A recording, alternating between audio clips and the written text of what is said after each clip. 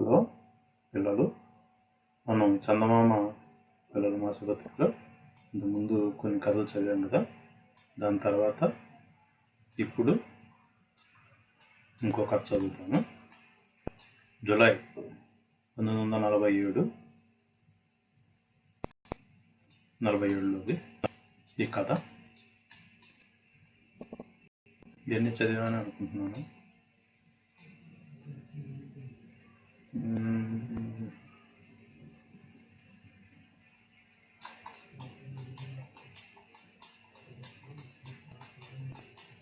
ఈ పాట పండుటాకుల పాట చదివినట్టే గుర్తుంది.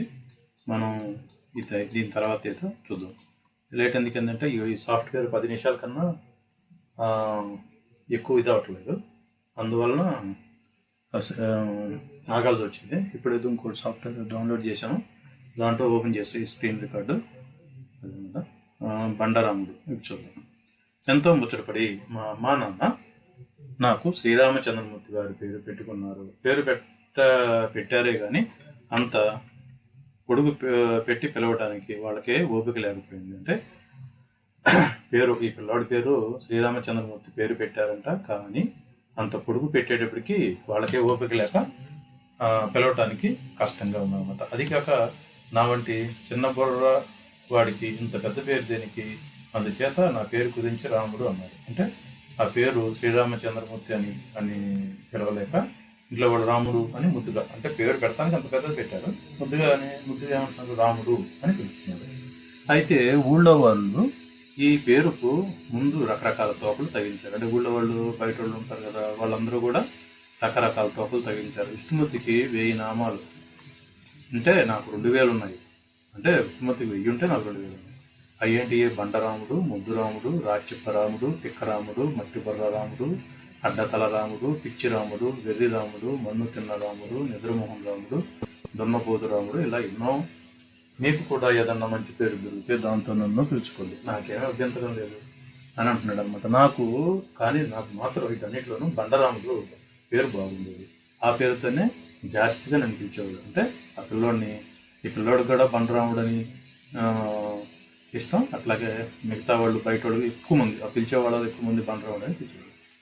మా అమ్మ నన్ను రాముడు అని పొడుగ్గా పిలిచేది, అంటే ముద్దుగా రాముడు అంటారు కదా, అలా ముద్దుగా పిలిచేది అంట. మా నాన్న మటుకు నన్ను రకరకాలుగా పిలిచేవాడు. ఆయన ఒకసారి పిలిచినట్టు మరోసారి పిలిచేవాడు. వాళ్ళ నాన్నగారు మాత్రం అట్లా పిలిచేవాడు కాదంట.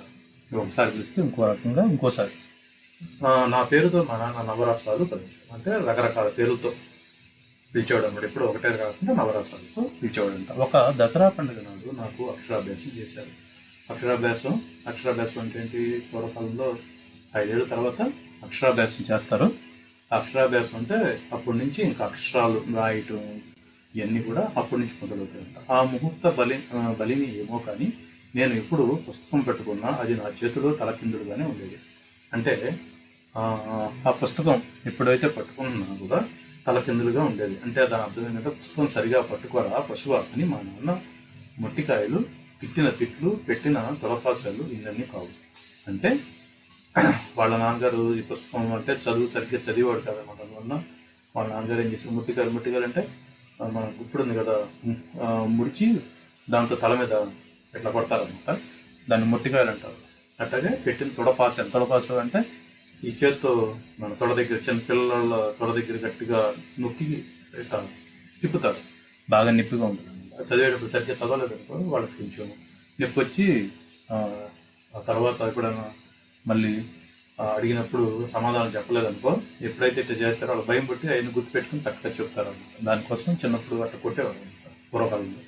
మొద్దు వెధవ, 1000 పుటాలు వేసినా వీడికి చదువు రాదు, వెనక జన్మలో వీడు ఏ గాడిదై ఉండాలి అని చెప్పేశాడు మా నాన్న విసుగుపెట్టి. మరి ఎన్నిసార్లు చెప్పినా వినకపోయేసరికి అప్పుడు వాళ్ళ నాన్నగారు ఏం చేశారంటే, ఈ పూర్వజన్మలో ఈ గాడిదై ఉంటాడు, అందుకనే ఏది చెప్పినా సరిగ్గా చదవట్లేదు అని తిట్టాడు అనమాట. అక్షరాభ్యాసం అయిన నాటి నుంచి నేను ఒక విద్య మాత్రం బాగా నేర్చాను. ఏమిటంటే దెబ్బలు తింటాం. అక్షరాభ్యాసం అయినప్పటి నుంచి ఒక విషయం మాత్రం నేర్చాడంట. వీడి దెబ్బలు బాగా తినేవాడు. తోటి వాళ్ళంతా నన్నే కొట్టేవాళ్ళు. ఎప్పుడైతే టీచర్ కొట్టేవాళ్ళు, మాస్టర్ కొట్టేవాళ్ళు, అట్లాగే పిల్లలు కూడా కొట్టేవాళ్ళు అంట. ఇరుగు పొరుగు వాళ్ళు కూడా తమ పిల్లలకు తగలవలసిన దెబ్బలు నాకే తగిలించేవాళ్ళు. అంటే వాళ్ళు కూడా తప్పు ఏదైనా చేశారనుకో అదన్నీ కూడా ఈ రాముడి మీద నెట్టేవాళ్ళు అంట, ఇతన్నే కొట్టేవాళ్ళు, దిక్కులోనే బాగా కొట్టేవాళ్ళు. పైగా మా ఇంటికి వచ్చి మీ రాముడు ఇట్లా చేశాడు అట్లా చేశాడు అని క్రియేట్ చేసేవాళ్ళు. అంతేకాకుండా వాళ్ళ అమ్మా నాన్న వాళ్ళు, వీళ్ళ స్నేహితుల యొక్క అమ్మా నాన్న వాళ్ళు వీళ్ళింటికి వచ్చి బాగా ఫిర్యాదు చేసేవాళ్ళంట. ఆ ఫిర్యాదు వలన ఏమైంది, బాగా కొట్టాడు. మా నాన్న నన్ను చావగొట్టేవాడు. ఇక మా అమ్మ కూడా నాలాంటిగా అడగని కానీ ఊళ్ళో వాళ్ళ చేత, మా నాన్న చేత దెబ్బలు పట్టడానికి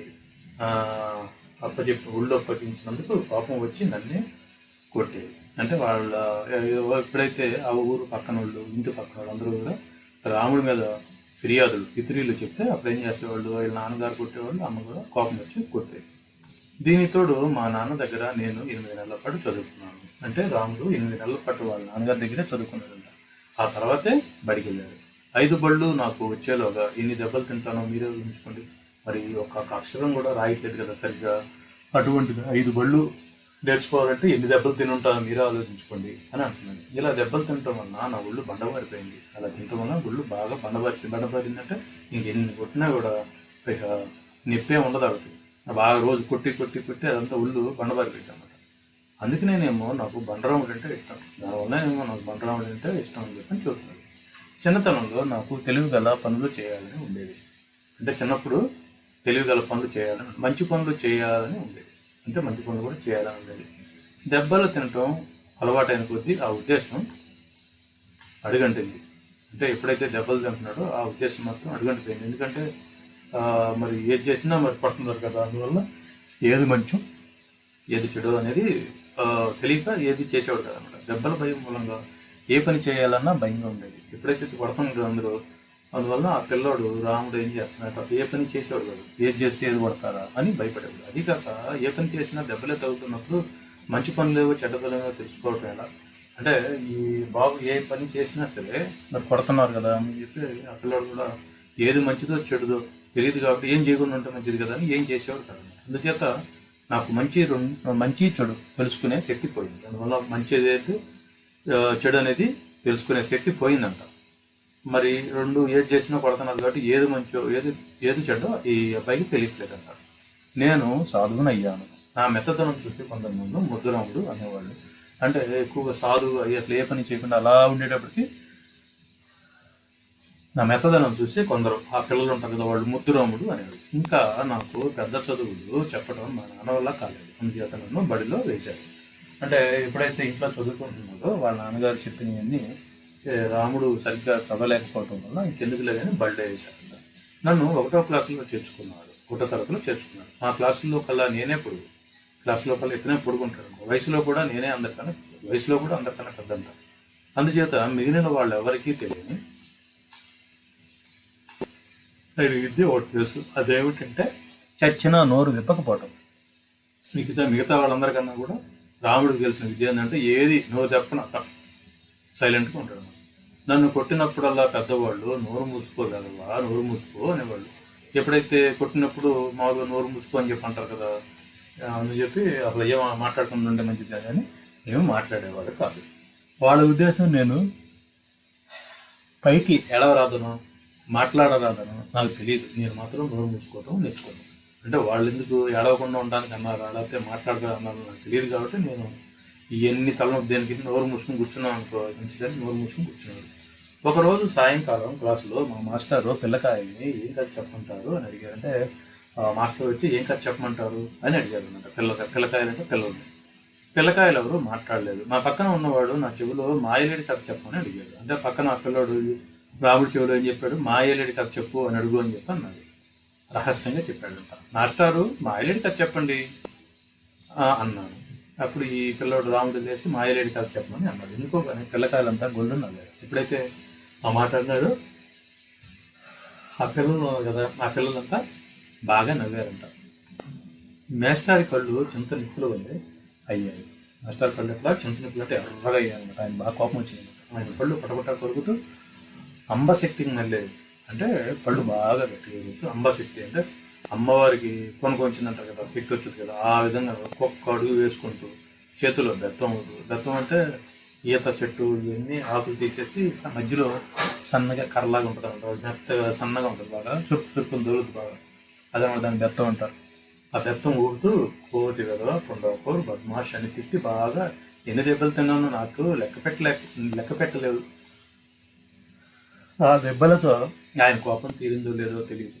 అసలు ఆయన నన్ను ఎందుకు కొట్టింది, నేనేం తప్పు చేసింది, నేనే కదా. వచ్చిన కళ్ళతో బూరెల్లాగా పొంగిన వీటితో ఇంటికి వెళ్ళేటప్పుడు మా క్లాస్ పిల్లకాయ ఒకడు నాతో చెప్పాడు, ఆయన కొడతా ఉన్నాడు, ఎందుకు కొడుతున్నాడు ఏంటో అనేది నాకు తెలియదు అని అంటున్నాడు.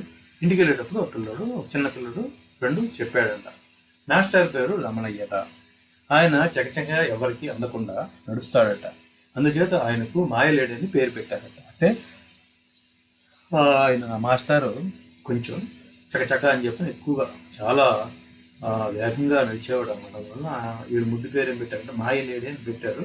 ఈ పిల్లోడు కూడా మాయలేడి కథ చెప్పమన్నట్టుగా దానికి ఆయన కోపం వచ్చింది. అందుకేనట ఆ పేరంటే ఆయన కోపం, ఎందుకంటే ఆ పేరంటే ఆయన కోపం, అదే పేరు ఇతను చెప్పేటప్పటికి విపరీతమైన కోపం వచ్చింది. మర్నాడు నాకు బడికి పోవడానికి బుద్ధి పుట్టలేదు అంటే మర్నాడు బడికి వెళ్ళాలని అనిపించలేదంట. కానీ మా నాన్న మొట్టికాయల కంటే బొంతులు గారి బెత్తమే నయమని వెళ్ళాను. సరే ఇంటి దగ్గర ఉంటే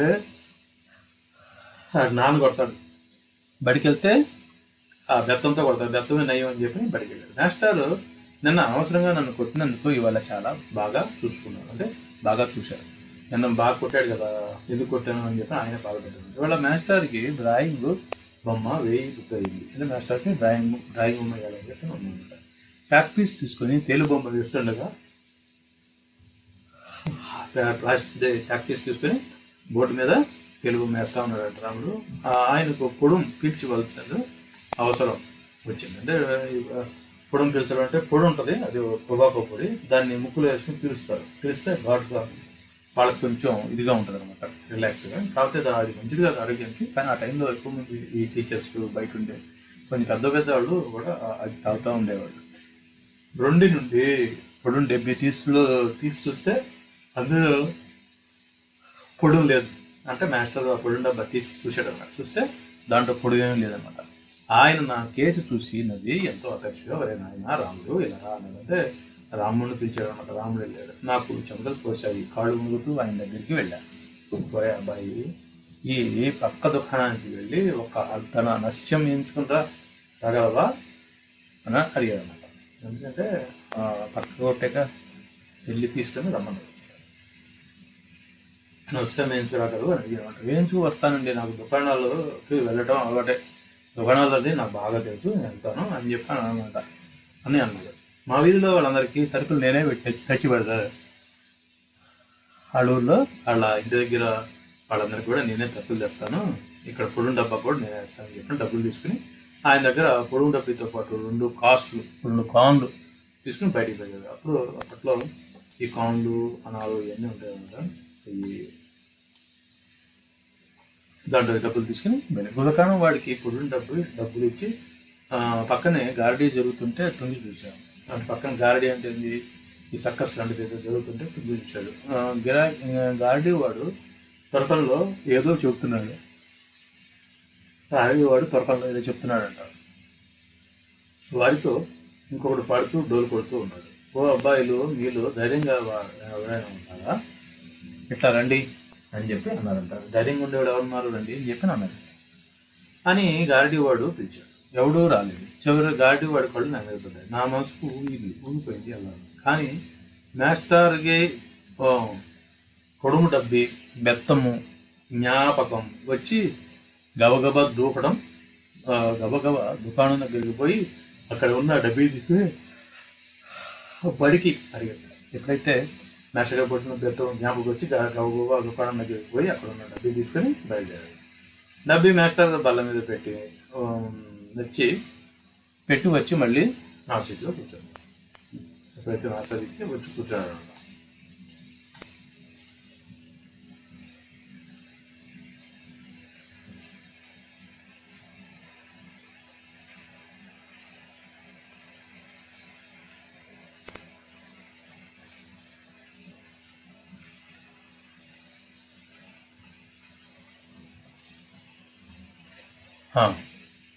ఇదంటే దాన్ని తెచ్చి చూసేసరికి అందులో ఒక తేలిపిల్ల బయటకు వచ్చింది. రాముడు మేస్టార్కి తేలిపిల్ల బహుమానం తెచ్చాడు అని క్లాసులో పిల్లకాయలు వచ్చారు. నా వీపు చెడింది అని అనుకున్నాను. ఎప్పుడైతే మాస్టారు అదే అట్టిపెట్టి తెచ్చారో దాన్ని తెరిచి చూశాడు. దాంట్లో తేలిపిల్ల ఉంది. పొడి మీదరా రాముడు అని అయ్యవారు అడిగారు. అప్పుడు నాకు తెలిసింది, నేను పొడుము డబ్బీకి మారుగా ఎవరో అల్లరి పిల్లకాయ పెట్టిన నిప్పి పెట్టి తెచ్చాను. ఇప్పుడే వెళ్ళి క్షణంలో తెస్తానండి అంటే మళ్ళీ దుకాణానికి దౌడు తీశాడు. అంటే ఇప్పుడే వెళ్ళి తీసుకొస్తాను, ఎక్కడ పొరపాటు జరిగింది. నా స్థితి కనిపెట్టి దుకాణదారు నన్ను చాలాసేపు ఏడిపించి నా చేత నీళ్లు తెప్పించి దుకాణం ఓడిపించి ఆఖరకు డబ్బీ ఇచ్చి పంపాడు. ఎప్పుడైతే ఈ దుకాణదారుడు మళ్ళీ వచ్చాడు రాముడు, అయితే చిమ్మిచ్చేసి అట్లా నీళ్లు జలిపించేసి పంపించాడు. ఆ విధంగా ఆ రోజు భగవంతుడి అనుగ్రహం వల్ల నాకు దెబ్బలు తగ్గాయి. పొద్దున్నే లేచి ఎవరిదో మొహం చూసి ఉంటాను. అయిపోయింది ఈ కదా.